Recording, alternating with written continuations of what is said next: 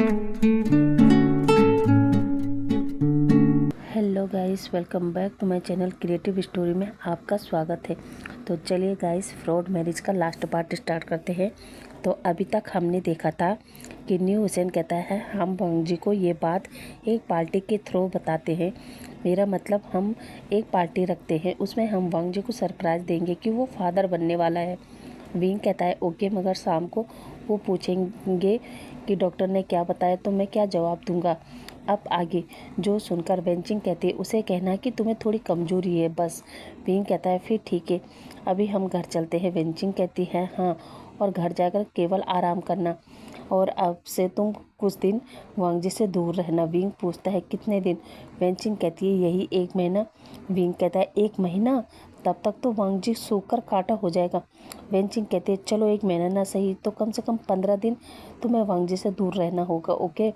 Wing कहता है okay, कोशिश करूँगा। उसके बाद वेंचिंग विंग के लिए मेडिसिन वगैरह लिखती है और उसकी रिपोर्ट वगैरह भी विंग को दे देती है। वहीं विंग भी वो रिपोर्ट वगैरह लेकर वेंचिंग को बाय कहकर अपनी कार में आकर बैठ जाता है। वहीं दूसरी तरफ हम न्यू हुसैन को देखते हैं जो वांग जी को मैसेज करने वाला था, मगर रुक जाता है क्योंकि वो सोचता है वैसे भी वो लोग जब घर पहुंच जाएंगे तब वो वांग जी को बता देगा। वैसे भी वो अभी मीटिंग में होगा, यही सोचते हुए वो वांग जी को नहीं बताता कि वो लोग घर जाने लगे हैं। इधर न्यू हुसैन कार में विंग से बातें कर रहा था, तभी हम देखते हैं जैसे ही वो निकलना स्टार्ट करते हैं कुछ देर बाद उन लोगों को गर्मी होने लगती है, जो देखकर न्यू हुसैन ड्राइवर से कहता है कि एसी ऑन करो।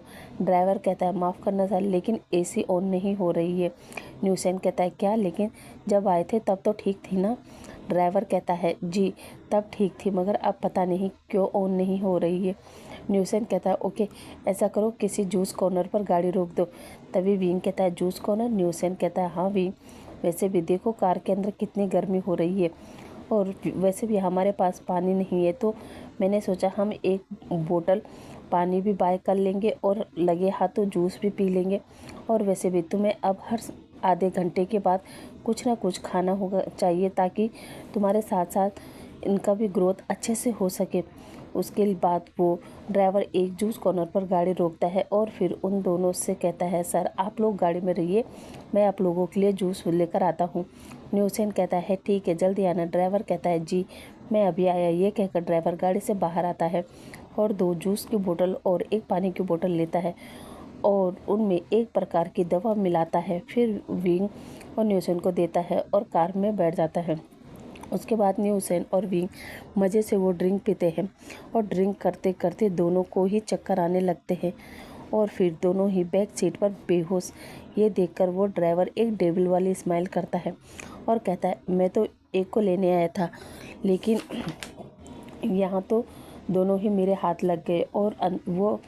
और अब वो ड्राइवर दोनों को रास्ते से किडनैप करके एक बंद पड़ी फैक्ट्री में ले जाता है और फिर उन दोनों को चेयर से बांधने के बाद अपने चेहरे से ओल्ड मैन का गेटअप हटाकर कहता है बस अब तुम्हारे पास कल का ही टाइम है। जैसे ही डेट हमारे पासपोर्ट और प्राइवेट जेट का इंतज़ाम करके आते हैं, तब तक तुम दोनों यूं ही आराम से बैठो। और फिर वो दोनों को वहाँ बांधकर एक ऑफिस वाले रूम में आता है, जहाँ वो बैठकर पानी वगैरह पीता है और अपने डेट का इंतज़ार करता है। साथ ही उस ड्राइवर की तरफ देखता है जिसे वांग जी ने हायर किया था और अब वेन चाओ उस ड्राइवर से कहता है थैंक यू माय फ्रेंड, तुमने मेरी बहुत हेल्प की। और ये कहकर वो उसे गोली मार देता है और फिर उसकी बॉडी के पास आकर कहता है I am sorry my friend, मैं तुम्हें मारना नहीं चाहता था, मगर मैं क्या करता। अगर तुम कल अपना मुंह खोल देते कि तुम मुझसे मिले हो और मेरे कहने पर तुमने वांग जी की कंपनी में ड्राइवर की जॉब के लिए फॉर्म भरा था और विंग का किडनैप करने में तुमने मेरी हेल्प की है, तो मैं तो फंस जाता ना। वैसे भी पुलिस पहले से ही मुझे ढूंढ रही है, इसलिए मैं कोई रिस्क नहीं लेना चाहता था। और अब तुम यही आराम करो, ओके। और अब वेंचाओ वहाँ से कुछ देर के लिए बाहर आ जाता है। दूसरी तरफ हम न्यू हुसैन को देखते हैं जिसे होश आ चुका था और होश आते ही पहले वो खुद को देखता है, जहाँ वो खुद को चेयर से बंधे हुए देखता है तो सोचता है ये क्या है, मुझे किसने बांधा है। वही वो अब सर उठाकर विंग की तरफ देखता है और फिर विंग को भी उसी हालत में देखकर कहता है विंग विंग मगर विंग नहीं उठता। इसलिए न्यूसेन अपने मन में कहता है, ओह गॉड, लगता है विंग अभी भी बेहोश है। अब मैं क्या करूं, कैसे विंग को बचाऊं। जो सोचते ही वो अपना फ़ोन ढूंढता है जो उसकी जेब में था, लेकिन उसके हाथ बंधे होने के कारण वो फ़ोन नहीं निकाल पा रहा था। जो देखते हुए न्यूसेन कहता है, ओह गॉड, अब मैं क्या करूं, मैं विंग को कैसे बचाऊं। इधर न्यूसेन अपने आप को छुड़ाने की काफ़ी कोशिश कर रहा था, लेकिन कोई फ़ायदा नहीं होता। दूसरी तरफ हम वांग जी को देखते हैं, जिसकी नज़र मीटिंग से ज़्यादा अपने फ़ोन पर थी, क्योंकि उसने न्यूसेन से कहा था कि जब वो हॉस्पिटल पहुँचे तो उसे मैसेज कर देना और घर पहुँचे तो भी मैसेज कर देना। वहीं न्यूसेन ने उसे हॉस्पिटल पहुँचने का मैसेज तो किया था, लेकिन घर पहुँचने वाला मैसेज अभी तक नहीं आया था। जो देखते हुए वांग जी मीटिंग के बीच में ही अपने मन में सोचता है, न्यूसेन ने अभी तक घर जाने के बारे में कोई मैसेज नहीं किया। क्या विंग ठीक तो है ना, कहीं उससे कोई सीरियस प्रॉब्लम तो नहीं है ना। यही सब सोचते हुए वांग जी सेक्रेटरी मिंग से कहता है कि आगे की मीटिंग वो संभाले और खुद मीटिंग हॉल से बाहर आकर न्यूसेन को कॉल करता है, लेकिन न्यूसेन के हाथ बंधे होने के कारण न्यूसेन फ़ोन ही पिक नहीं करता। इधर वांग जी न्यूसेन को कम से कम 8 से 10 बार कॉल कर चुका था, लेकिन न्यूसेन की तरफ से कोई रिस्पॉन्स नहीं मिलता। तो वांग जी काफ़ी परेशान हो जाता है और अब वो सीधा वेंचिंग को कॉल करता है, जहां वेंचिंग कॉल पिक करते हुए कहती है, हेलो वांग जी, तुम्हारी मीटिंग हो गई। वांग जी कहता है, वो सब छोड़ो वेंचिंग, ये बताओ क्या विंग अभी भी हॉस्पिटल में है। वेंचिंग कहती है, नहीं तो वो तो कब का निकल चुका है। आई थिंक अब तक तो वो लोग घर पहुंच चुके होंगे। वांग जी कहता है, वेंचिंग विंग ठीक तो है ना। वेंचिंग कहती है, हाँ एब्सोल्युटली फाइन वांग जी, लेकिन तुम परेशान लग रहे हो, क्या बात है। वांग जी कहता है, वो न्यूसेन फ़ोन पिक नहीं कर रहा। वेंचिंग कहती है, वो इसमें परेशान होने वाली क्या बात है, वैसे भी तुम न्यूसेन को जानते हो ना, वो रास्ते में कहीं कुछ खा पी रहा होगा। वांग जी कहता है, होप सो वेंचिंग, जैसा तुम कह रही हो वैसा ही हो। इतना कहते ही वो फ़ोन रख देता है। उसके बाद तुरंत वांग जी सुशी को कॉल करता है और सुशी से पूछता है कि क्या विंग घर पर है। सुशी मना करते हुए कहती है, नहीं सर, मास्टर अभी घर नहीं आए हैं। क्यों, क्या हुआ। वांग जी कहता है, कुछ नहीं, आकर बताता हूँ। अब वांग जी फ़ोन रख देता है और उसका दिल बहुत ही घबरा रहा था। वो ड्राइवर को भी कॉल करता है, लेकिन वो भी कॉल नहीं उठाता। ये देखकर वांग जी और भी घबरा जाता है और वो वापस मीटिंग हॉल में आता है और सभी से कहता है, एक्सक्यूज़ मी जेंटलमैन, आज की मीटिंग हमें यहीं रोकना होगा, हम नेक्स्ट हफ्ते मीटिंग को कंटिन्यू करेंगे। जो सुनकर वहाँ आए हुए इन्वेस्टर वांग जी से पूछते हैं कि क्या हुआ मिस्टर लैन, ऐसे अचानक मीटिंग को रोकना, ये हमारी समझ में नहीं आया।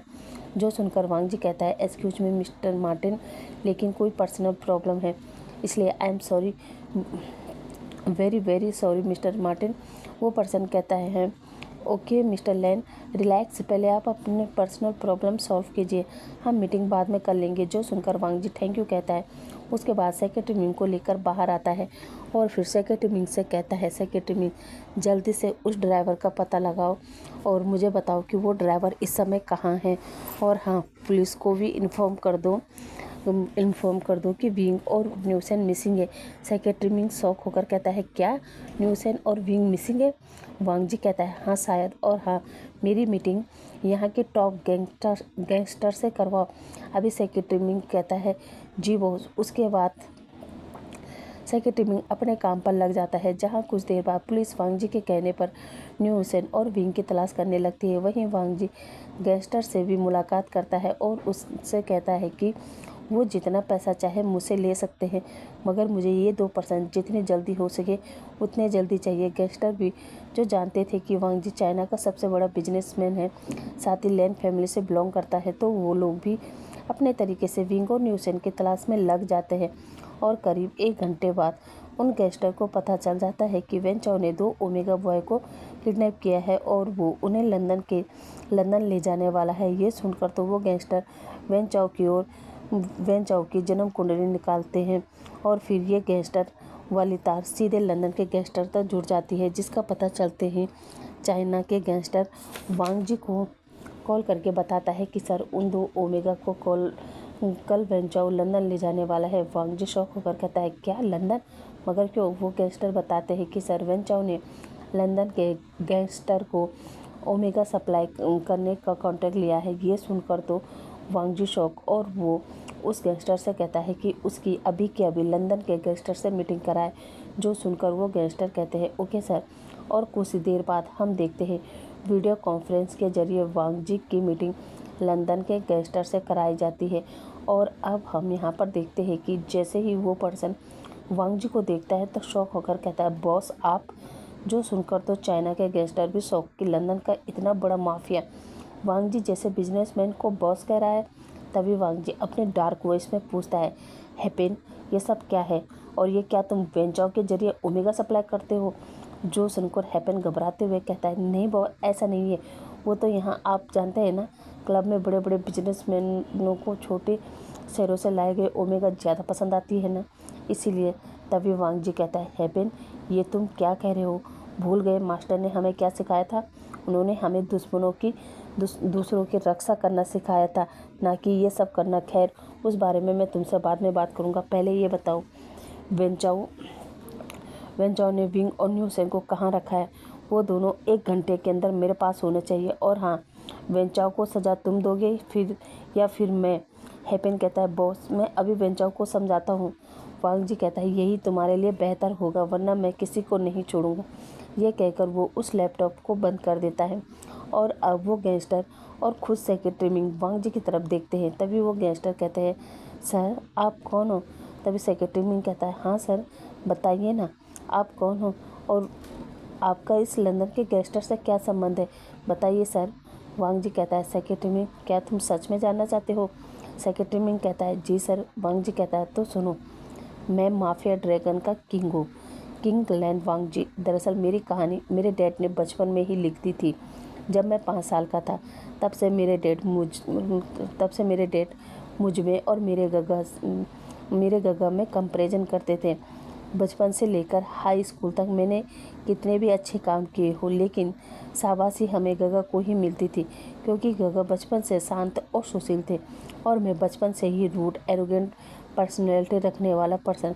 मेरा सही काम भी डैड को हमेशा गलत लगता था और गगा का गलत काम भी डैड को हमेशा सही लगता था, क्योंकि मैं जो भी गलती करता था वो सामने आ जाता था और गगा जो भी गलती करते थे उन पर वो पर्दा डाल देते थे। इस चीज़ से मैं काफ़ी परेशान हो गया था। मैंने डैड का कहना मानना ही छोड़ दिया था और जो मेरी मर्जी मेरा मन करता मैं वही करता। फिर दिन प्रतिदिन मेरे चर्चे स्कूल में बढ़ गए थे और वही चर्चे घर तक पहुंच गए थे, जो देखते हुए मेरे डैड ने मुझे लंदन भेज दिया, जहां मेरी मुलाकात हैपेन यूविन कुवान इन सब से हुई। हम लोग अच्छे दोस्त बन गए थे और फिर वहाँ भी वही सब मौज मस्ती, लोगों को बुली करना, क्लब जाना, यही सब चलता रहा। फिर एक दिन हमारी मुलाकात ड्रैगन किंग से हुई।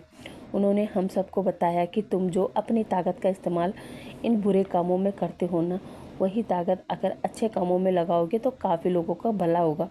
उनकी अच्छे कामों में उनकी बात मेरे दिल को छू गई और फिर हम सब उनके साथ काम करने लगे। जहां मेरी मुलाकात एक खूबसूरत ओमेगा गर्ल से हुई। उसका नाम यांगली था। उसके पेरेंट्स नहीं थे, केवल एक ब्रदर था, अल्फ़ा ब्रदर। हम दोनों एक दूसरे से बेहद प्यार करते थे। एक दिन हमारे दुश्मनों को मेरे और यांगली के बारे में पता चल गया। उन लोगों ने ड्रैगन किंग को झुकाने के लिए यांगली का सहारा लिया और हमारे बॉस के साथ साथ मेरे प्यार को भी मार दिया।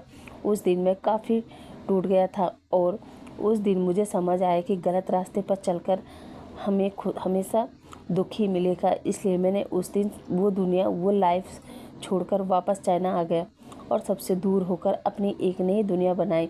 और उस दुनिया में केवल मैं और मेरा काम था, बस, उसके अलावा कुछ भी नहीं। लेकिन जब से मैंने विंग को पहली बार देखा तो फिर से उसके लिए वही फीलिंग आई जो यांगली के लिए आई थी। इसलिए इतने सालों बाद मैंने अपनी लाइफ में विंग को जगह दी थी। मैं उसके साथ एक हैप्पी लाइफ जीना चाहता हूँ, मगर ये कमबख्त ज़िंदगी मुझे वो हैप्पीनेस वाली लाइफ जीने ही नहीं दे रही है। तभी तो देखो मिंग, आज मेरा विंग किडनैप हो गया है। जो सुनकर सेक्रेटरी मिंग कहता है चिंता मत कीजिए सर, विंग वापस आ जाएगा। वांग जी कहता है मगर मैं उस वेंचाओ को नहीं छोड़ूंगा। दूसरी तरफ हम देखते हैं न्यू हुसैन जैसे तैसे रस्सी खोलने में कामयाब हो चुका था और वो विंग को लेकर वहाँ से भाग चुका था। वहीं वेंचाओ को कॉल करता है और वेंचाओ को डांटते हुए कहता है इडियट, तुम्हें पता है तुमने इस बार किस पर हाथ डाला है? वेंचाओ कहता है, जी बॉस, मैंने उस विलेज बॉय और कोरियर कंपनी के मालिक का छोटा भाई जिससे मैं मैरिज करने वाला था उसे पकड़ा है। हेपेन वेंचाओ को गाली वगैरह देते हुए कहता है, नहीं इडियट, तुमने दो मामूली इंसान को नहीं बल्कि अपनी मौत को पकड़ा है। वेंचाओ कहता है, बॉस ये आप क्या कह रहे हैं? हेपेन कहता है, मैं सही कह रहा हूँ, और हाँ, अगर तुम जीना चाहते हो ना तो तुम उन दोनों को सही सलामत और इज्जत से उनके घर छोड़ के आओ, वरना तू तो गया बेटा और तुझे उसके हाथों से कोई नहीं बचा सकता। वेंचाओ कहता है, किसके हाथों से बॉस? हेपेन कहता है, लेन वांगजी से। वेंचाओ हंसते हुए कहता है, क्या क्या बॉस, आप बिना उस बिजनेसमैन से डर गए? हेपेन कहता है, बेवकूफ़, भले ही वो एक बिजनेसमैन है लेकिन तुम उसकी असलियत नहीं जानते कि वो कौन है। तभी वेंचाओ गुस्से में पूछता है, कौन है वो जिसे देखकर आपकी फट रही है? हेपेन चिल्लाकर कहता है, वेंचाओ, वो इंसान वो है जिसे देखकर यहाँ के सभी गैंगस्टर की फटती है। इडियट, वो कोई मामूली इंसान नहीं बल्कि हमारे गैंग का किंग है, ड्रैगन किंग। वेंचाओ शॉक होकर कहता है, क्या ड्रैगन किंग? हेपेन कहता है, हाँ, यहाँ तक कि तेरे बाप का भी। हेपेन कहता है, हाँ, और वो जाग गया ना तो तेरा नामो निशान कुछ नहीं मिलेगा, यहाँ तक कि तेरे बाप का भी। इसलिए तुझे समझा रहा हूँ, उन दोनों को सही सलामत उसके घर पहुँचा दे, वरना तू अपनी कब्र खुद खोद और उसमें लेट जा, क्योंकि उन दोनों को जरा भी खरोच आई ना फिर तुझे दुनिया की कोई ताकत नहीं बचा पाएगी, इसलिए उन दोनों को छोड़ दे। वेंचाओ कहता है, नहीं बॉस, मैं उन दोनों को नहीं छोड़ने वाला हूँ। आप चाहे सामने किंग आए या फिर आप ही क्यों नहीं हो, मैं उन दोनों को नहीं छोड़ूंगा।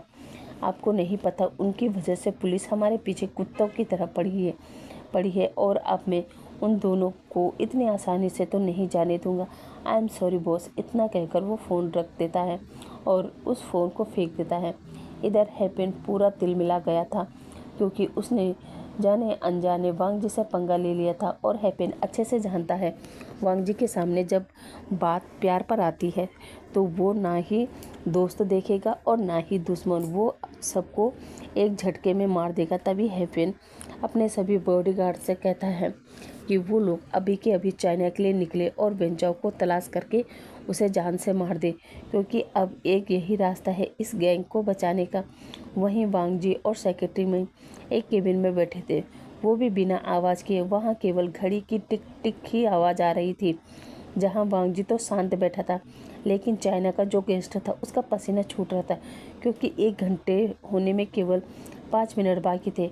और इधर न ही हेपेन का कॉल आया था और न ही चाइना का जो गैंगस्टर था उसके आदमियों का किसी का भी कॉल नहीं आया था, क्योंकि वांगजी के बारे में सुनकर वो गैंगस्टर भी घबरा गया था।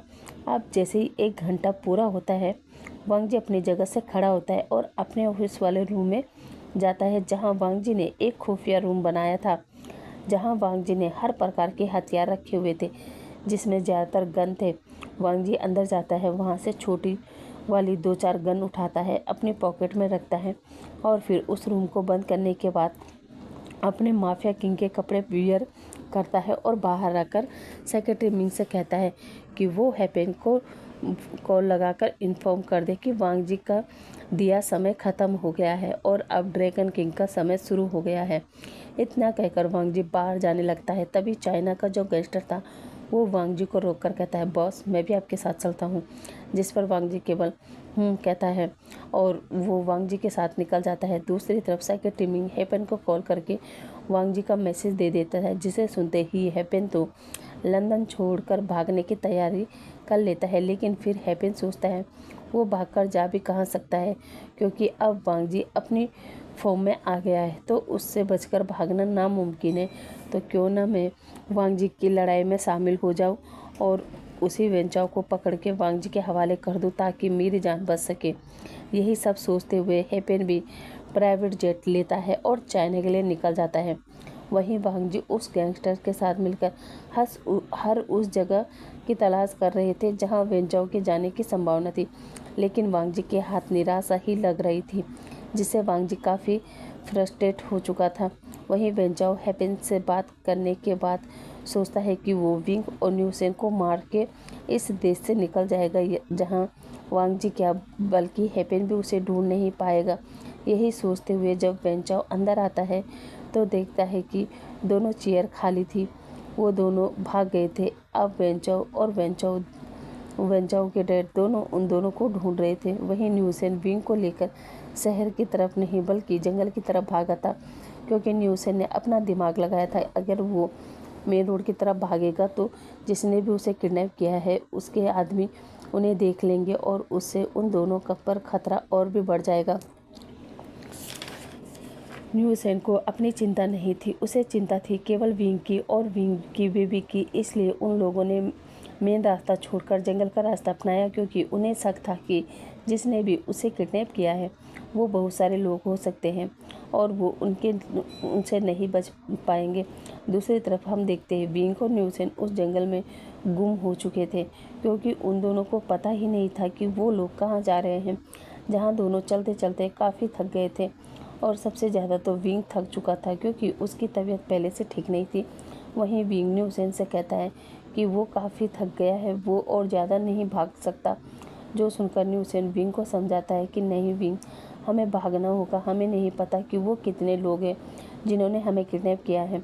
इसलिए मैं चाहता हूँ हम जितना हो सके उतना उन लोगों की पहुँच से दूर चले जाए। जहाँ विंग कहता है नहीं न्यूसेन, सच में मैं नहीं चल पाऊँगा और मुझे प्यास भी लगी है और भूख भी, मेरे बेली में पेन भी हो रहा है। न्यूसेन कहता है आई नो विंग, मैं जानता हूँ क्योंकि भूख और प्यास मुझे भी लगी है, लेकिन यहाँ ऐसा कुछ नहीं है जिससे हम अपनी भूख और प्यास को कम कर सके। हिम्मत करके आगे बढ़ना ही होगा। विंग भी न्यूसेन की बात को समझ रहा था, इसलिए वो हिम्मत करके भागने को तैयार हो जाता है और वो लोग भागते जा रहे थे। इधर वांग जी को विंग को ढूंढते हुए पूरा दिन बीत चुका था, लेकिन अभी भी वांग जी को विंग का पता नहीं चला था। साथ ही वेंचाओ के डैड भी विंग और न्यूसेन को ढूंढते ढूंढते थक गए थे। तभी वेंचाओ अपने डैड से कहता है डैड, मुझे लगता है वो दोनों इधर नहीं बल्कि जंगल की तरफ भागे हैं और ये बात हमारे लिए अच्छी है, क्योंकि जंगल में वो दोनों किसी न किसी जानवर का शिकार बन जाएंगे। लेकिन अगर हम यहाँ रहे तो हम दोनों जिंदा नहीं रह पाएंगे, क्योंकि अब मेरे पीछे हेपेन, वांग जी ही साथ ही पुलिस भी पड़ी हुई है, इसलिए इन लोगों से बचना नामुमकिन है। इसलिए अच्छा तो यही होगा कि हम इन सब से बचकर किसी और देश में भाग जाए, वहाँ जहाँ हमें ये लोग कभी ढूंढ नहीं पाए। वेन रोहन कहता है तुम ठीक कह रहे हो बेटा, वैसे भी हमारे पास पैसा और पासपोर्ट सभी चीज़ें हैं, तो हम लोग यहीं से एयरपोर्ट की तरफ चलते हैं। वेंचाओ कहता है नहीं डैड, हम एरोप्लेन से नहीं बल्कि शिप से जाएंगे, क्योंकि एयरपोर्ट पर पुलिस ने पहले ही इन्फॉर्म कर दिया होगा। इसलिए हम शिप के रास्ते रशिया से आगे का प्लान बनाएंगे। वैन रूहान कहता है ठीक है बेटा, और वो दोनों अपनी जान बचाकर शिप यार्ड पहुँचते हैं और वहाँ एक शिप को हायर करते हैं और सीधा चाइना से मंगोलिया और मंगोलिया से रसिया पहुँच जाते हैं। वहीं इधर पूरा दिन और पूरी रात हो चुकी थी, लेकिन अभी भी विंग और न्यूसेन का कुछ भी पता नहीं था। तभी हैपिन भी चाइना पहुंच चुका था और उसे पता था कि वेंचाओ लॉज में रुका हुआ था, इसलिए हैपिन लॉज जाता है। वहां से किसी तरह वेंचाओ का पता करते हुए उस बंद पड़ी फैक्ट्री में आता है, जहां वो 2 चेयर देखकर समझ चुका था विंग और न्यूसेन यहीं थे। लेकिन अब वेंचाओ कहाँ है, यही सोच ही रहा था। तभी वो ऊपर की तरफ देखता है, जहाँ आसमान में काफ़ी चिड़िया उड़ रही थी। हैपेन समझ जाता है कि जंगल में इंसान होंगे, तभी ये चिड़िया इस तरफ आ रही है। इसलिए हैपेन अपने आदमियों के साथ जंगल में निकल जाता है और उन दोनों को ढूंढने लगता है। अब करीब 5-6 घंटे ढूंढने के बाद फाइनली हैपेन के हाथ विंग और न्यूसेन लग जाते हैं, जिन्हें देखकर विंग और न्यूसेन भागने की कोशिश करते हैं, लेकिन भाग कर विंग की हालत ख़राब थी, इसलिए वो भाग नहीं पाया और वो पकड़े जाते हैं। जहाँ हैपेन न्यूसेन से कहता है कि वो घबराए नहीं, मैं उन्हें बचाने आया हूँ। यह कहकर वो न्यूसेन और विंग को अपनी गाड़ी में बिठाते हैं और विंग को लेकर सीधा हॉस्पिटल पहुँचते हैं, क्योंकि विंग की हालत ख़राब थी। और फिर विंग को एडमिट करने के बाद न्यूसेन वांग जी को कॉल करके बताता है कि वो लोग हॉस्पिटल में हैं। जो सुनते ही वांग जी सीधा हॉस्पिटल पहुँचता है और वहाँ हैपेन को देखकर वांग जी हैपेन से पूछता है तुम यहाँ हेपेन कहता है हाँ वांग जी, जो गलती मुझसे अनजाने में हो गई थी उसे सुधारने के लिए मुझे आना पड़ा। खैर तुम्हारी अमानत सही सलामत है। वांग जी कहता है और फिर वेंचाओ के बारे में पूछता है, जहाँ हेपेन कहता है वेंचाओ गायब है, लेकिन तुमसे वादा करता हूँ मैं उसे बहुत जल्द ढूंढकर उसे उसके अंजाम तक पहुँचा दूंगा। फिलहाल तुम जाओ और अपने प्यार से मिलो। वैसे अच्छा लगा कि तुमने फिर से अपनी लाइफ में किसी और को जगह दी है। ये सुनकर वांग जी कुछ नहीं कहता और वो विंग से मिलने चला जाता है। इधर हेपेन भी चैन से निकल जाता है। वहाँ वांग जी डॉक्टर से पूछता है कि उसका हस्बैंड कैसा है, जो सुनकर वो पर्सन कहता है कि वो ठीक है और आपके बेबी भी ठीक है, बस थोड़ा सा थक गए थे इसलिए अब उन्हें आराम करने दीजिए, कुछ देर में इन्हें होश आ जाएगा। वांग जी अपने मन में कहता है बेबी, क्या बिंग प्रेग्नेंट है? तभी वांग जी न्यूसेन की तरफ देखता है, जहाँ न्यूसेन कहता है हाँ वांग जी, बिंग प्रेग्नेंट है, वो भी ट्विंस बेबी से। और मैंने तुम्हें ये बात इसलिए नहीं बताई थी क्योंकि हम लोग तुम्हें सरप्राइज़ देना चाहते थे। आई एम सॉरी वांग जी, हमने तुम्हारी बात नहीं मानी और मैंने गाड़ी रोक के जूस ले लिया, बस उसी की वजह से वेन चाओ ने हमारा किडनैप किया। और ये कहते हुए न्यूसेन की आंखों में आंसू थे। वांग जी उठता है और न्यूसेन की आंखों से आंसू साफ करता है और उसे हक करते हुए कहता है थैंक यू न्यूसेन, तुमने अपना प्रॉमिस निभाया, तुमने विंग का ख्याल रखा, उसके लिए थैंक यू न्यूसेन, थैंक यू। और अब कुछ देर बाद विंग को भी होश आ जाता है और आ गया था और वो भी रोते हुए वांग जी को हक कर लेता है और कहता है मिस्टर लेन, आपको पता है मैं कितना डर गया था। मैंने सोचा कि मैं आपको कभी नहीं बता पाऊंगा कि आप डैड बनने वाले हैं। मैं अपने आप को बहुत बुरा भला बोल रहा था क्योंकि न्यूसेन और डॉक्टर बेंचिंग दोनों ही आपको बताना चाहते थे, मगर मैंने उन्हें रोक दिया कि नहीं, अभी वो मीटिंग में बिजी होंगे।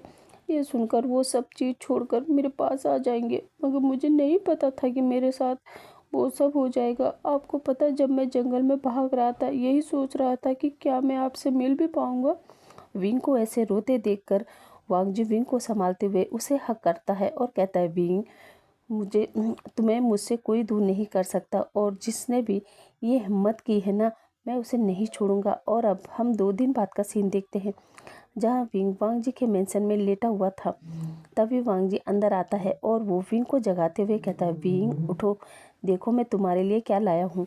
विंग अपने फेस पर स्माइल रखते हुए कहता है उड़ता है और उड़ते ही वांग जी के लिप पर एक छोटा सा किस करते हुए उसे हक करते हुए कहता है क्या लाए हो मिस्टर लेन।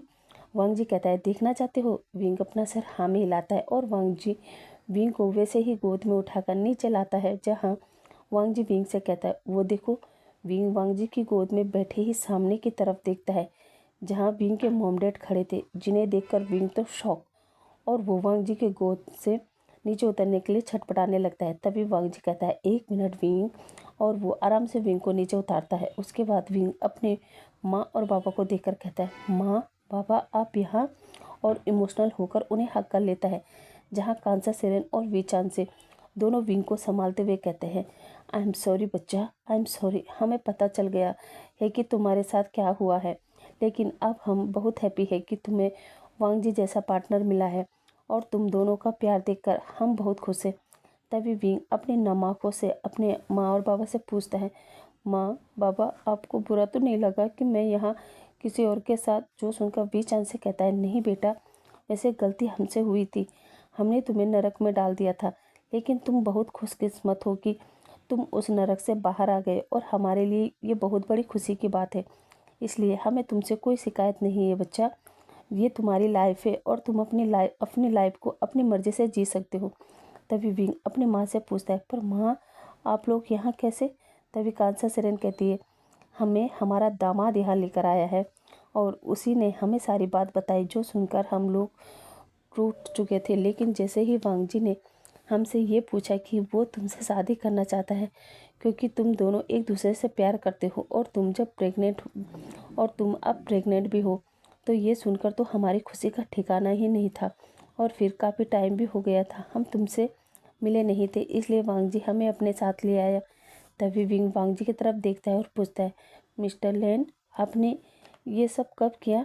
वांग जी कहता है कल कल मैं सुबह सुबह तुम्हारे पेरेंट्स से मिलने गया और उन्हें सारी बात बताई और उन्हें अपने साथ ले आया। और हाँ, तुम्हारे लिए एक सरप्राइज़ और है विंग, विंग पूछता है क्या। वांग जी सेक्रेटरी विंग को बुलाता है और उससे एक चाबी लेकर विंग के हाथ में देता है और विंग से कहता है ये चाबी अपने माँ और पापा को दे दो, क्योंकि आज से बल्कि अभी से वो इसी शहर में रहने वाले हैं। और हाँ, ये घर की चाबी है और ये मैंने नहीं बल्कि तुमने खरीदा है तुम्हारी अपनी मेहनत के पैसे से। विंग कहता है क्या, मेरी मेहनत के।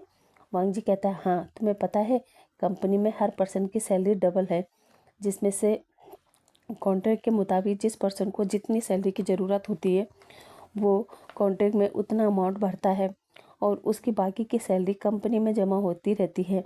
और तुमने 3 महीने में ही इतना अमाउंट इकट्ठा कर लिया था कि उस अमाउंट में ज़्यादा बड़ा घर तो नहीं लेकिन 2 BH का एक फ्लैट आ जाता।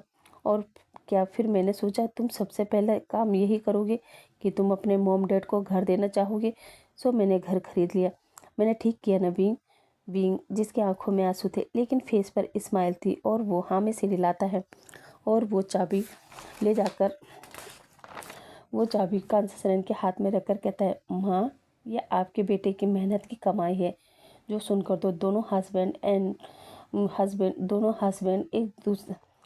एंड वाइफ एक दूसरे को देखते हैं और विंग से पूछते हैं विंग ये सब। तभी वांग जी उनको रोकते हुए कहता है ओह आंटी अंकल, आप लोग भी ना सुबह सुबह ही सब कुछ यहीं पूछेंगे। आप लोगों के पास काफ़ी टाइम है वैसे भी। अब जब हम बेबी अब जब तक बेबी नहीं आ जाता तब तक आप लोग यहीं हमारे घर में रहने वाले हो।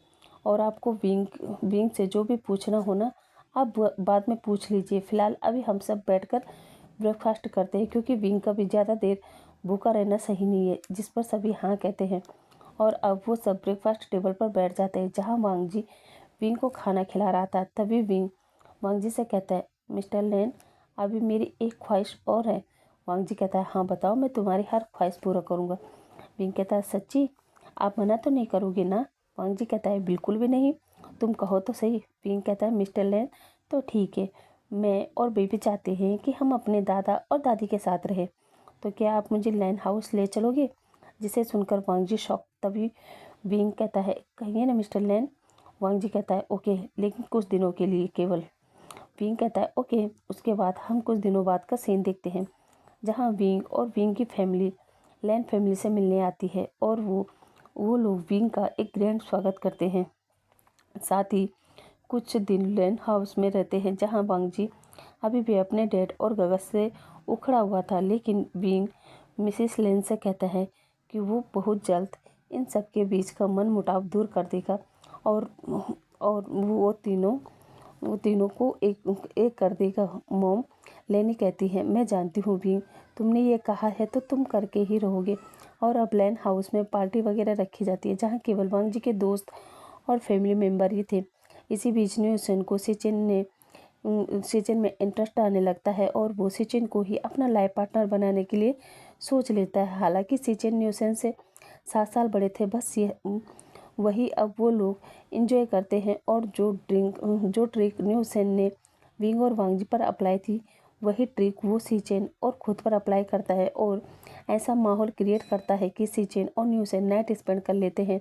अब नेक्स्ट डे जब दोनों उठते हैं तो दोनों अनजान बनते हुए कहते हैं ओ माय गॉड, ये सब क्या हो गया, मैं आपके साथ कैसे। तभी सिचन कहता है कोई नहीं न्यूसन, मैं तुम्हारी रिस्पॉन्सिबिलिटी लूँगा। न्यूसन कहता है नहीं, उसकी ज़रूरत नहीं है सिचन। सिचन कहता है क्यों। न्यूसन कहता है क्योंकि हमारे बीच में प्यार नहीं है। सिचन कहता है ओके, फिर ऐसा करते हैं दोनों एक दूसरे को डेट करते हैं, अगर सब चीज़ सही रहता है तो हम घर वालों को बता देंगे। न्यूसन कहता है ठीक है। उसके बाद वो लोग एक दूसरे को डेट करने के लिए मान जाते हैं। और इधर लेनी कुरेन से कहती है कि वो चाहती है कि वांग जी के जाने से पहले वो विंग और वांग जी की मैरिज करवाना चाहती है। जिस पर कुरेन कहता है इतनी जल्दी। लेनी कहती है अभी मैं केवल फैमिली मेम्बर के बीच में ही शादी करवाना चाहती हूँ, ताकि विंग बाद में कभी भी यहाँ बिना रोक टोक के आ जा सके, क्योंकि मैं तुम्हें और तुम्हारे बेटे दोनों को जानती हूँ। इसलिए मैंने फैसला किया है हम लोग कल ही चर्च जाएंगे और इन दोनों की शादी करवाएंगे। जैसे ही बेबी आ जाएगा मैं इन दोनों की ग्रैंड वेडिंग करवाएंगी। और यही बात वो सबको बताती है। जो सुनकर वांग जी कहता है ओके मोम, मुझे कोई परेशानी नहीं है। विंग भी कहता है मुझे भी कोई परेशानी नहीं है। और नेक्स्ट डे जल्दबाजी में उनकी मैरिज करवाई जाती है। और अब वांग जी और विंग वहाँ से अपने मेंशन में आ जाते हैं, जहाँ विंग फिर से वांग जी को मिस्टर लेन कह रहा था। लेकिन अब वांग जी विंग के लिप्स पर कैप्चर करते हुए कहता है, विंग आज से बल्कि अभी से तुम मुझे मिस्टर लेन नहीं बल्कि हस्बैंड कहोगे, क्योंकि छोटी ही सही मगर हम दोनों की मैरिज हो गई है और आज से मैं तुम्हारा हस्बैंड हूँ और तुम मेरी वाइफ, समझे। विंग मुस्कुरा कर कहता है, ओके हस्बैंड। और वो दोनों बेड पर थे। और अब हम सीधा 9 महीने बाद का सीन देखते हैं, जहाँ विंग ने ट्विंस बेबी को बर्थ दे दिया था और दोनों ग्रैंड माँ या दोनों बेबी को पकड़े हुए थी। तभी लेनी सिचेन से कहती है, गधे अब तू भी शादी कर ले और तू भी जल्दी से मुझे ग्रैंड माँ बना। जो सुनकर सिचेन साय फील करते हुए कहता है, मॉम आपका सेकंड ग्रैंडसन आने वाला है। ये सुनकर सभी लोग शॉक। तभी लेनी कहती है, नालायक, कब और ओमेगा कौन है। तभी सिचेन न्यूसेन को पास खींचते हुए कहता है, मॉम ये देखकर सभी और ज़्यादा शौक।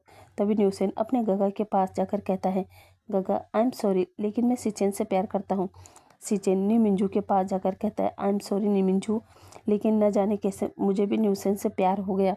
ये सुनकर तो नी मिंजू पहले शौक था, लेकिन अपने भाई के लिए वो सिचेन को एक्सेप्ट कर लेता है और वो लेनी से कहता है, आंटी आपको नहीं लगता कि हमें इनकी भी मैरिज करवा लेनी चाहिए। लेनी कहती है, हाँ तो चलो अब हम लेन हाउस में एक ग्रैंड वेडिंग पार्टी ऑर्गेनाइज करते हैं और दोनों भाइयों की शादी एक ही दिन करवा देते हैं। वैसे भी मैंने विंग और वांग जी से कहा था कि बेबी आने के बाद मैं उन दोनों की ग्रैंड वेडिंग करूँगी, तो अब दोनों की ही करवा देते हैं। और अब वो सभी लोग वेडिंग का दिन चूज करते हैं और फिर जिस डेट को विंग और वांग जी की मैरिज थी उसी दिन हैपेन वांग जी को कॉल करके बता देता है कि उसने वेंचाओ को मुक्ति दे दी है और ये मेरा तुम्हारे लिए सबसे बड़ा वेडिंग गिफ्ट है। जिसे सुनकर वांग जी थैंक यू कहता है। और अब दोनों भाई स्टेज पर थे। तभी विंग अपने डैड के साथ न्यू हुसैन अपने गगा के साथ स्टेज पर पहुंचता है और दोनों ही ब्राइड का हाथ ग्रूम के हाथों में देते हैं। प्रीस्ट बाउल्स लेता है और जब उनकी शादी संपन्न हो जाती है तब ग्रूम अपने अपने पार्टनर को किस करते हैं। और इसी हैप्पी मोमेंट पर गाइस मैं अपनी स्टोरी को समाप्त करती हूँ और उम्मीद करती हूँ कि आपको ये स्टोरी पसंद आई होगी। अब आपसे कल मिलते हैं एक और न्यू स्टोरी के साथ में। तब तक के लिए खुश रहिए, मस्त रहिए और मेरी स्टोरी को एंजॉय कीजिए। Thank you, bye bye.